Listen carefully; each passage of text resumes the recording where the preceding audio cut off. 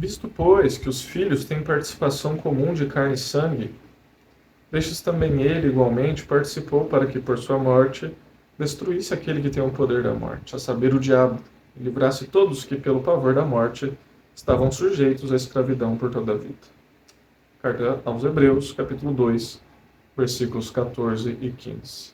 Jesus se tornou homem porque era necessário que alguém, ou que um homem que fosse mais do que homem, morresse. John Piper diz que a encarnação foi Deus prendendo a si mesmo no corredor da morte. Não arriscar-se à morte, mas uma morte que foi escolhida. Jesus escolhe a morte e vem para morrer no nosso lugar. Então não é de se espantar, inclusive, que Satanás tente desviar o caminho de Jesus da cruz. Seja no deserto, seja através da boca de Pedro, Satanás tenta distanciar, desviar o caminho de Jesus, porque ele sabia que aquilo representava a sua morte, que a cruz de Cristo representa a destruição de Satanás.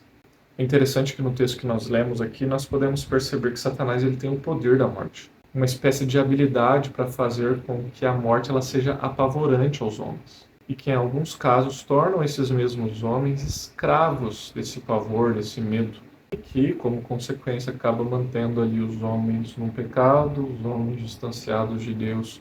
E os leva, no final das contas, e de forma até paradoxal, no final das contas, para a própria morte. E uma morte terrível. Mas graças ao nosso bom Deus, Jesus, ele tira este poder do diabo. Ele desarma Satanás, nos tornando, inclusive, imunes à condenação desse mesmo diabo. E por quê? Porque Jesus morreu pelos nossos pecados, removendo os nossos pecados. E uma pessoa sem pecado não pode ser condenada pelo diabo. Cristo nos dá essa liberdade, uma liberdade conquistada na cruz do Calvário. Nós somos perdoados, não há mais condenação para nós em Cristo Jesus.